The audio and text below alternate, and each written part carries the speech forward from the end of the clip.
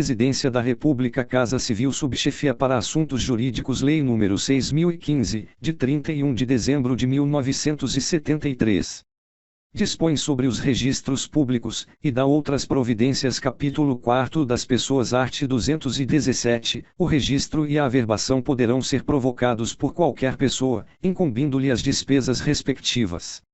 Art. 218. Nos atos a título gratuito, o registro pode também ser promovido pelo transferente, acompanhado da prova de aceitação do beneficiado. Art. 219. O registro do penhor rural independe do consentimento do credor hipotecário. Art. 220. São considerados, para fins de escrituração, credores e devedores, respectivamente, e, nas servidões, o dono do prédio dominante e dono do prédio serviente; segunda, no uso, o usuário e o proprietário; terceira, na habitação, o habitante e proprietário; quarta, na anticrese, o mutuante e mutuário; no usufruto, o usufrutuário e no proprietário; sexta, na anfitese, o senhorio e o enfiteuta; sétima, na constituição de renda, o beneficiário e o rendeiro censuário; oitava, na locação, o locatário e o locador; nona, nas promessas de compra e venda, o promitente comprador e o promitente vendedor; x, nas penhoras e ações, o autor e o réu; 11, nas cessões de direitos, o cessionário e o cedente; 12, nas promessas de cessão de direitos, o promitente cessionário e o promitente cedente. Capítulo V dos títulos. Art. 221. Somente são admitidos registro e escrituras públicas, inclusive as lavradas em consulados brasileiros; segunda, escritos particulares autorizados em lei, assinados pelas partes e testemunhas, com as firmas reconhecidas, dispensado o reconhecimento quando se tratar de atos praticados por entidades vinculadas ao sistema financeiro da habilitação; terceira, atos autênticos de países estrangeiros, com força de instrumento público, legalizados e traduzidos na forma da lei, e registrados no cartório do Registro de Títulos e Documentos, assim como sentenças proferidas por tribunais estrangeiros após homologação pelo Supremo Tribunal Federal; quarta, cartas de sentença, formais de partilha, certidões e mandados extraídos de autos de processo. Contratos ou termos administrativos, assinados com a União, Estados, municípios ou o Distrito Federal, no âmbito de programas de regularização fundiária e de programas habitacionais de interesse social, dispensado o reconhecimento de firma. Primeiro serão registrados os contratos e termos mencionados no inciso V do caput assinados a rogo com a impressão dactiloscópica do beneficiário, quando este for analfabeto ou não puder assinar, acompanhados da assinatura de duas testemunhas. Segundo, os contratos ou termos administrativos mencionados no inciso V do caput poderão ser celebrados constando apenas o nome e o número de documento oficial do beneficiário, podendo sua qualificação completa ser efetuada posteriormente, no momento do registro do termo ou contrato, mediante simples requerimento do interessado dirigido ao registro de imóveis. Terceiro, fica dispensada a apresentação dos títulos previstos nos incisos I a V do caput deste artigo quando se tratar de registro do projeto de regularização fundiária e da constituição de direito real, sendo o ente público promotor da regularização fundiária urbana responsável pelo fornecimento das informações necessárias ao registro, ficando dispensada a apresentação de título individualizado, nos termos da legislação específica. Art. 222. Em todas as escrituras e em todos os atos relativos a imóveis, bem como nas cartas de sentença e formais de partilha, o tabelião ou escrivão deve fazer referência à matrícula ou ao registro anterior, seu número e cartório.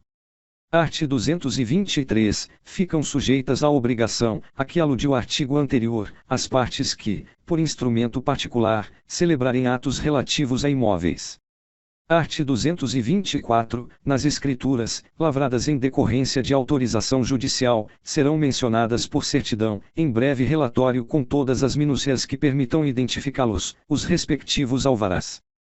Art. 225. Os tabeliães, escrivães e juízes farão com que, nas escrituras e nos autos judiciais, as partes indiquem, com precisão, os característicos, as confrontações e as localizações dos imóveis, mencionando os nomes dos confrontantes e, ainda, quando se tratar só de terreno, se esse fica do lado par ou do lado ímpar do logradouro, em que quadra e a que distância métrica da edificação ou da esquina mais próxima, exigindo dos interessados certidão do registro imobiliário. Primeiro, as mesmas minúcias, com relação à caracterização do imóvel, devem constar dos instrumentos particulares apresentados em cartório para registro. Segundo, consideram-se irregulares, para efeito de matrícula, os títulos nos quais a caracterização do imóvel não coincida com a que consta do registro anterior.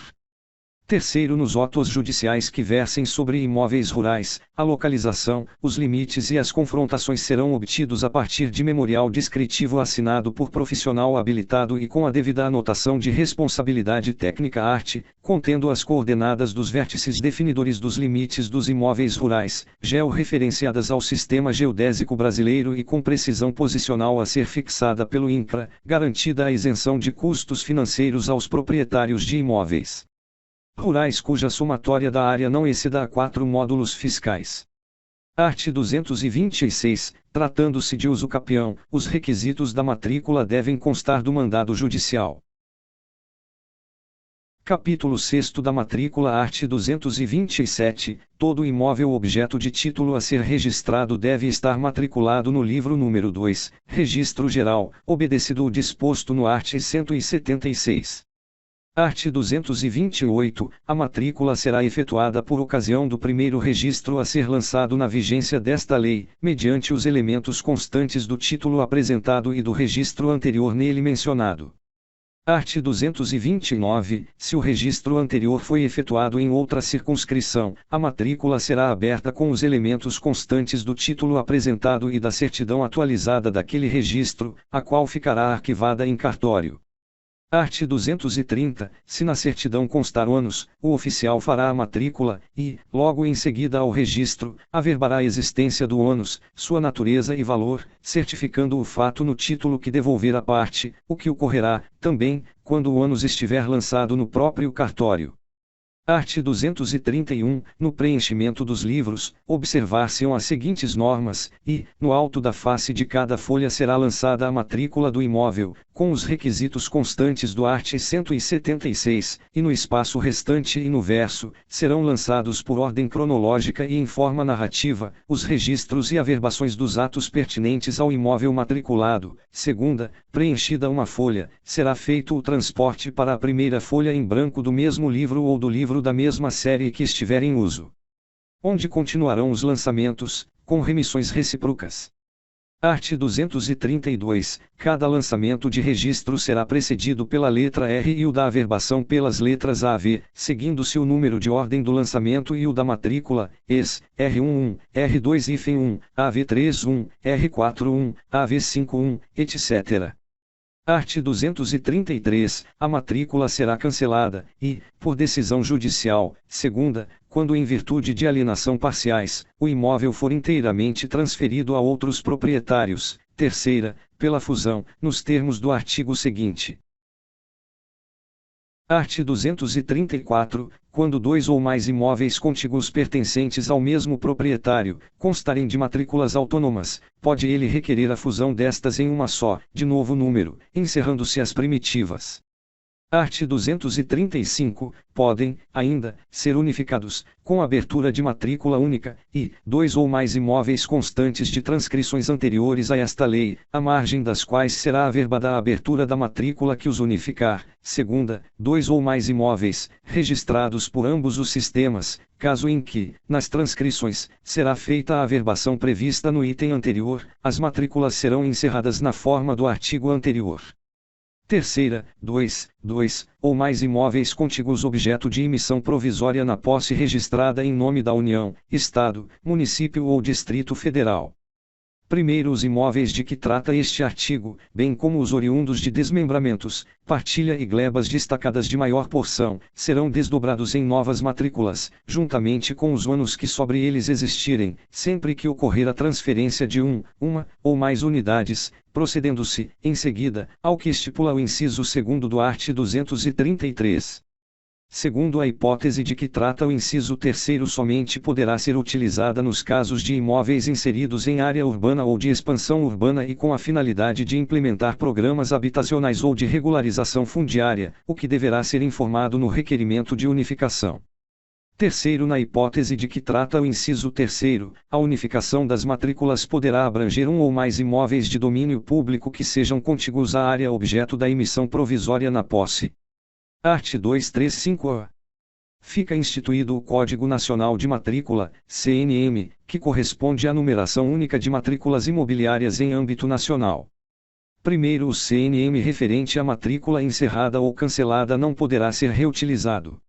Segundo ato da Corregedoria Nacional de Justiça do Conselho Nacional de Justiça regulamentará as características e a forma de implementação do CNM.